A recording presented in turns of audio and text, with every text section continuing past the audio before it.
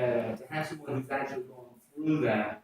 And when I saw Tony had graduated from that, I said, oh, we need to get him to share with us, kind of like a little crash course, Dale Carnegie training. And I know he has limitations of what he can do and what he can't do from their organization. But I love Tony. Tony is a networker. He is like Mila. They are a wonderful couple, wonderful family. They love the beach. They love the sand. They love their puppy. They love their son. They love their family. They love their children. Everything's good. But Tony is very passionate about bringing the body of Christ together in business.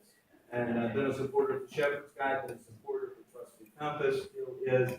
And we're just so honored to have him come and share with us some of the things that has been a blessing to his life and has helped him with his great company. And we want to talk about his company as well. So, well, Tony, it's all yours. Let's give him a big hand as he comes. My honor is mine. And with all the speakers that you've invited, I was so privileged. And you asked me, I said, how could I do that? Yes, you can. Yes. But like Tim said, I am a recent graduate 2 months ago, I believe, or maybe 2 months ago. And I feel so honored to talk about it as much as I can in 12 weeks. Do it in 20 minutes. It'll be tough, but a lot of this I thought supposed to be telling stories, passions that we've been through.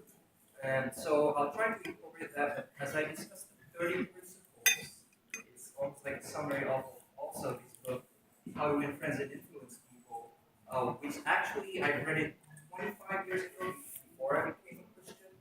And I think it planted a seed on me. And it actually helped me throughout this course of my life when I joined the military 23 years ago, and I was 24 now. I retired 23 years, and also coming to the States when I was 25 years old, and never actually speaking English in public or at work. I always use my Tagalog language. I still do. That's why you're gonna hear me. Some of you I call he or she. You know those. I have to pause and think and translate. But anyway, so that actually helped me decide, of course, the Word of God. And so I'm here, I'm privileged and honored to speak to you in 20 minutes. Hopefully I can do that. So these 30 principles actually kept me going even through the past 45 days. I've been through so many trials that my father just passed. I had to go to the Philippines and pull out the life support, and so I fixed that. And leaving my wife in the middle of moving about 10,000 pounds just by herself. So at the same time, I have this deadline for my dissertation. She had completed 7 years, and I got this letter. I'm getting it wrong because all this happening, and some of the principles I've used actually kept me going, and smiling, and being positive. And a lot of the books that Dale Carnegie, these principles aren't common sense. You'll probably find it so easy and boring to listen. But if you put stories behind it, it's all in the Bible. And you come up with all this stuff, I still read them, but all these books, familiar titles, they come out every year. Dale Carnegie started in 1912, this course, and it's still being revised every year and still makes sense. And so the first principle when we're doing this Dale Carnegie training is we all go through these 30 principles. And we tell our stories in 2 minutes and try to, talk about it. So, first principle is try not to do not condemn, complain, or criticize. And Tim talk a little bit about that, right? I think it's Philippians 2:3. And so it's biblical. And once you have that first principle, the rest of the 30 principles will be easy for you to do. So there's one principle here too. Memorization. So I'm just a recent graduate, so I actually can memorize them. So and I don't want to miss out anything. So that's the first principle. And when you tell the stories, when you tell, when you preach, you want to tell stories. So I'll talk to you as I'll try my best. Okay. So the second principle is to give an honest appreciation. when Sharon got the certificates today, that's a real appreciation. And how do you feel, Sharon? You feel great, isn't it? And I was in applaud, but that's another again appreciation. So try to give an honest appreciation. By the way, the first line I'm talking about is how to handle people in your business or your family. So how to be friendlier. Okay, the first three actually is how to handle people. The third principle is to arouse the other person's eager warmth. We come here and start talking and shake hands with other people, and in Dale Carnegie teach you how to get to know that person. So they give you this visualization practice. So all it is just to ask somebody's name and then go on and ask, where are you from? It's common sense, right? You do this. What are your hobbies? And don't talk politics. Okay? But so you ask these questions and get to know that person. Now you know that he's an athlete, he's got family. So talk something about the revolve set. Okay? So try to arouse the eager one of that person. And the fourth principle is to become genuinely interested to others. It's very difficult because the world revolves around us, right? And you met some of those people. So you wanted to get that person's interest and talk about that and become interested, pay attention. And so the fifth principle is when you're talking to that person, always smile. Okay, see, I caught myself. I stopped smiling. Being in the military for 23 years, I stopped smiling. So the smiling part, when you look at the picture that's not smiling, don't you get some, reaction you turn off and you want to approach that person. Imagine Pastor Tim, not smiling. He's always smiling. You're scared to approach him, right? He's not smiling, especially with Dika. And so that's one way of handling people. If you're the boss, don't be grouchy. Smile all the time, so that when you don't smile, okay, there's something wrong with my boss. Okay, so always smile no matter what. So after these trials I'm going through, I'm still going through this dissertation being withdrawn from school. Coming to ask me to speak. So that's tough because I'm still in the middle and I just got this letter. Anyway, keep smiling. Number 6 is to remember that person's name. Because that's the sweetest word that a person can hear. So Taylor, when you were covering your name, I can't remember your name, but I know you, so I keep calling you Miss Hall, but that's my bad. So I wanted to really make you smile by actually calling your name because that's half of the conversation. Oh, she remembers my name.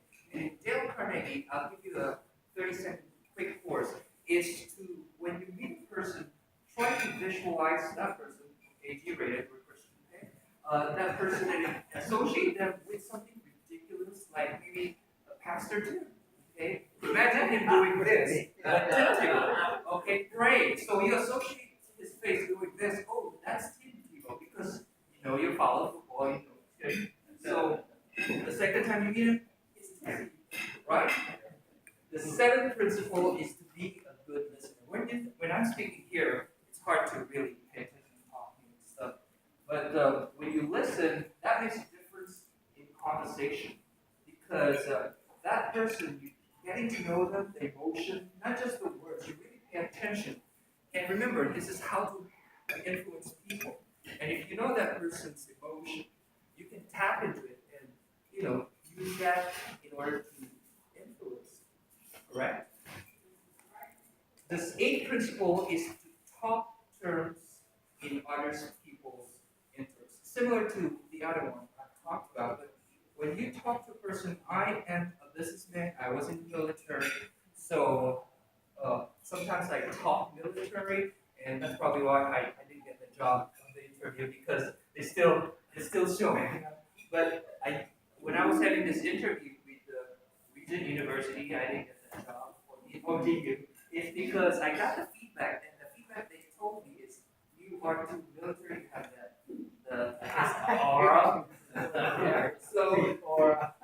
And I didn't talk about the school, because I'm there being interviewed by Regent or ODU. I should have focused on talking about their interests, not mine, right? So I wish I had known the interviewer and really when they ask me, I really incorporate them instead of just talking about me, because that's the tendency when you get some interviews, correct? So talking in terms of other persons is interesting. The ninth principle, the last of the how to become a friendlier person, is to make the other person feel important. Okay, recognition is one way, and also when you're talking, don't down talk to them. Like make them important by saying, "Oh, I respect that. Could you tell me more about it? Maybe because I'm ignorant about it." That makes that person really important. So make that person really important. Like, hey, he's gonna need me, so I better do business with them. Okay, I'll do business with them. So you have that connection because you made that person. So those are the 9 principles. If you have that, you can become a friendlier person. Okay, like passenger. So the 10th principle, the next 9 principle, is how to win others into getting your idea of how to influence. Okay, as a business person, as an employer or a boss, you wanted to influence them by not being a dictator. Okay, and the 10th principle is the only best way to win an argument is to avoid it. Okay, they went to those debates, arguments, and they argue and fight. But when you're dealing with a fellow business owner, or first time you met them, or your boss, your children, your family, Your wife. when there's an argument going, try to avoid it as much as possible, and don't try to justify it. I can give you tons of information, especially on the military, on my community with the senior enlisted folks, any senior enlisted military. We tend to do a lot of arguing, okay? But we remain friends. But that's the culture, and I've adapted some of those, and so it's very hard to really get out of that. But the past 2 weeks, I try to catch myself into avoiding argument at all costs. Show respect for the other person's opinion, never say wrong. So that's the opposite. Okay, never ever say wrong. And as a Christian myself, it's very easy because you have the Bible, and if it's not in the Bible, you tell that person you're wrong. Correct? So we tend to become preachy, so that person stays away from here. Oh, he's just going to tell me I'm wrong. So we're very good at that, and I'm guilty about that. And so, although Dale Carnegie, I believe, is a Christian, we should never say this person is wrong, even though it's against our values. Okay? The next principle is if you are wrong, admit it quickly. And I believe my wife tests me on this. I'm very good at that. I actually sometimes over the top saying I'm wrong, sorry, but don't overdo it because everybody wants to be perfect, right? Everybody wants to be correct. And when you're wrong, don't just justify it. Admit it emphatically, and that person, you win their heart because you're showing you're also human.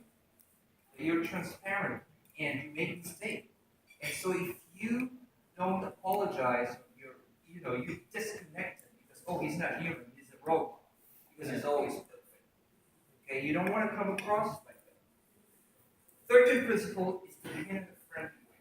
Pastor Tim did that, and also welcome everybody with a smile. Okay, am I smiling? So that's one thing I'm really having a hard time with smiling. But anyway, so try to start a friendly way when you are having a board meeting. Hey, we have an emergency board meeting, right? And of course, it's always bad news. But maybe the first 5 minutes come out with really, all the first principles. The first night is bring it up, tell good stories, good news. Always bring up the good news. Okay, that's why the Bible is called the good news, right? The 14th principle is get the other person to say yes, yes, and that. When you ask some person, you try to make that person really say, okay, I'll do it, yes. But try to make it instead of really, yes, I'm all over it, I'll do it. Make it a point that that person really is enthusiastically will take your challenge. So make that person say yes. Let the other person do a great deal of the talking. I've been going through the networking. I always catch myself talking about my business because I make great promotional products and we do it personal touch. So I tend to talk a lot about that, but I turn around and actually talk more about that person's business all the time, right, Mike? And I appreciate those people that I went to the networking this morning because I wanted to really get to know that person. And I'm doing it sincerely. I'm not just doing it because Dale Carnegie told me so, so I can use people to win over my business. No, I'm doing it really for the good of everybody. Okay? So the next principle, after you get the other person to do the rest of the talking, is to try honestly to see things from the other person's point of view. Actually, we can skip one, which is similar to let the other person feel that it is their idea. Always do that, and you can always turn this around because as a as a member of a group like this networking community, we want to include others and make them, hey, you're part of this. This is also your idea. Don't take all the credit. There are some of the ideas that you want, that you want to have some, and share that with them. Say, thank you so much. This is your idea as much as mine. Always appreciate it. Be sympathetic with the person's ideas and desires. We have persons who are complainers, right? And they always talk negative. And try to be sincere. Maybe he's going through a lot, and be sympathetic. Try to be in their shoes. And you don't necessarily have to ask, we're very good at, and as a Christian, I'll pray for you. And that's a good way to encourage. And so we try to be sympathetic, but also go beyond prayer, maybe try to really connect that story of your friend or who you met in a personal way. So the 19th principle, getting there, appeal to the nobler motives. A good example of that is we're here as a name, right? And when Pastor Tiff asked me to speak, and it's not for me, but hey, I'm doing this for the good of maybe the community, the nobler motives. I want to maybe promote Dale Carnegie for free. So, or maybe share some of my thoughts. So when you talk to somebody, try to get someone a bigger picture in having a more noble. The last principle in how to winning that ways of thinking into influencing you, or the 21st principle, is to throw down the challenge. We tend to be really want easy stuff. We have our phone. It's easier to work and read emails on the phone. We want easy stuff, but Dale Carnegie is saying people really want to challenge.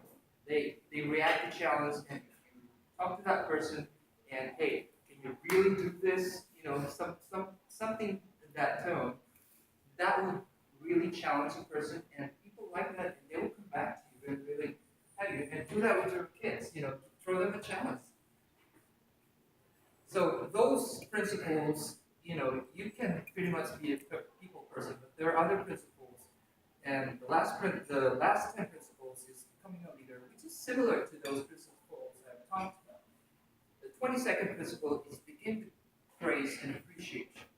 And like Pastor Tim did an appreciation, maybe every time, like this morning, I met one of the two fellow networkers, and I started telling her about, hey, that was a great post you shared on my Facebook page. And then the other person, beautiful. And I mean, she's really beautiful the way she dressed up. And you see her face started, change and face that, and that's all I said.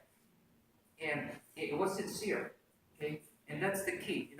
You could tell if you could have that face smile, all right? So try to make it sincere and generous. The 23rd principle is to call attention to people's mistakes directly. And I think we're pretty much good at that, right? We try to really talk a few good things, but then we indirectly chew that person out. And again, being in the military, we have what we call the disciplinary review board, where we yell at the military member, really, criticize and all that. But by showing all the good things they've done, actually let me correct myself. I think we started doing the softer touch where we really started incorporating some of this Dale Carnegie in the past 3 years that I was in the military. But by telling some person that they're wrong indirectly, we want to lift them up, but don't suddenly criticize them, and then after you're lifting them up, you just don't, you want to still make sure that you're telling them, you did a fantastic job, but maybe we can do this better. And telling story. This is another thing I've learned on Dale Carnegie, is to actually tell a story how you failed and how you made the same mistake like he did. 5 years ago, 10 years ago. Bring that up so he could relate and actually connect with you. Hey, he did a mistake, so I can move on and actually do that. So tell a story. The 24th principle is talk about your mistakes before criticizing. So that's it. So talk about your mistake. 25th principle is ask questions instead of giving direct orders. And when you ask questions, it should be related to how you can build up and maybe make maybe not correction, but how can we do this better? And then you tell them, step by step, how you can proceed without, forget the past and let's move on. Ask questions instead of how, again, dramatize your ideas, which I think it's, did I talk about that? Yes. Oh, I missed that 28th principle, which is to dramatize your ideas. And the best way to dramatize is tell a story, real story that happened to you. That's why we have those, 60 years and above. We tend to really listen because they have so many stories of their life, right? Because they try to share some of those. 20 years ago they've been through this and that helps dramatize your ideas. Not just doing a PowerPoint or this props helps a little bit, right? But it's way of really taking that extra touch of conversation, make it stick on their mind when you're talking to somebody, because you can picture real, dramatic, or funny stories. The 25th principle, or actually we're already on 26th principle, is to save the other person's space. When maybe it doesn't happen a lot with networking, maybe it happens in an organization where you're into and you find this person really distracting, or you want to avoid them and he did something bad for you and you want to get even. And you want to save that person's space by really encouraging them. I know you made a mistake, but try to do the opposite. And like Pastor Tim, I think you mentioned something about tongue, and it's all biblical. So far, you could relate. There are some verses in each of these principles, isn't it? And me reading his book 25 years ago, just reading it doesn't make any difference really, because if you don't practice it, that's why right now I volunteer to become a graduate coach. So I'm coaching the graduates because it's also helping you learn and get reminded on all these principles. And we're very good at that. We have a small group where we get to remind every week about the Word of God, right? So if it's the same thing when you don't read the Bible for a week, you get rusted and you're doing the other way. Same thing with this. So try to experiment with one of these principles. So hopefully, I'll post this in my blog, TonyAstro.com. I'll give you a card and see if I can get those principles, real stories that happen to each one of these principles, real story that I went through in my life. Okay. And the next principle is praise the slightest improvement and praise it immediately. Going back, I had a few phone calls. I was gone for a while, so I haven't returned a lot of phone calls and email. And this Dale Carnegie, it's like violating some of his principle because I don't pay importance to that person. So I lost business touch with him because I didn't call them or I didn't respond to their email right away. So if somebody calls you and leave a message, try to call them right away. But and say, hey, sorry, I missed your call. I'll call you as soon as I get this because I'm so tied up, but I'll call you. Okay? Don't just brush them off and don't answer because that you violated maybe 2 or 3 of these principles already, and you lost business. Okay. The other, the 27th principle, or actually 28, is to give the other person a final reputation to live up to. So this is how to become a leader. This always, and you want some type of recognition, like the awards that you get, Pastor Tim. You put in fact, so there is some reputation that we can live up to, like those achievement medals that my wife doesn't want to post it all over the office because it's looks ugly.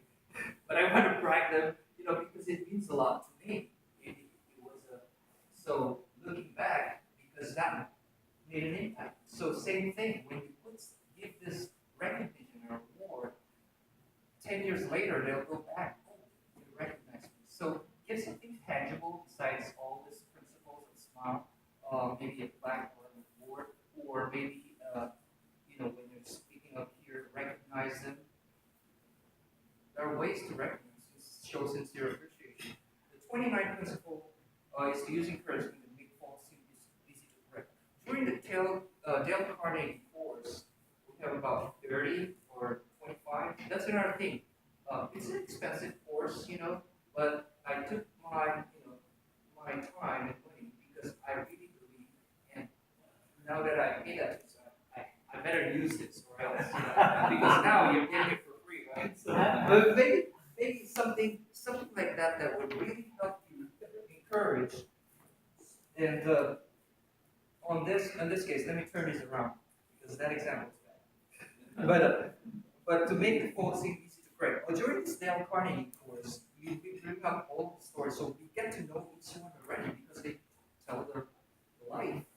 One person went through this, really, I can't imagine myself, I'm doing that. And I told some of my, failures. And we get to encourage each other and we become friends and we get connected. And one way of doing that is really, I feel you have been through that, tell them stories, be an encouragement, and you be a good leader. The last principle is to make the other person happy by doing the thing you suggest. As a boss, we like to give orders and tell them to do this and that, but don't just do that. But again, going back to throwing down the challenge is maybe when you make sure when they do that, they'll happily do it, making that person say yes immediately. And that principle applies here as well. And there are many different creative ways that you can do that. And so with that, the class is 40, total 40 hours when you add them up. And it's hard to really crush them in 20 minutes. Did I go over 20 minutes? 30. But anyway, so that stuff is human relations. If you have that, I've actually read a digital edition because a lot of this applies on a digital age. So when you're into Facebook, try to apply and use encouragement, really post a comment, and don't try to criticize, and try to throw down a challenge if you want your page to have more likes. So all of this applies. This book started in 1912. Imagine that, and it's still valuable.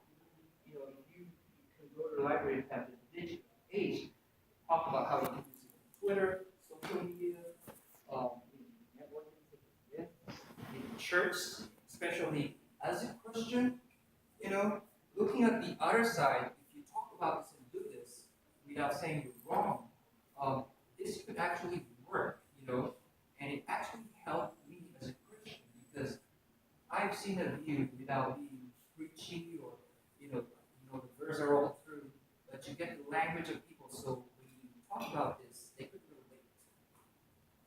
So hopefully I've encouraged you to become a better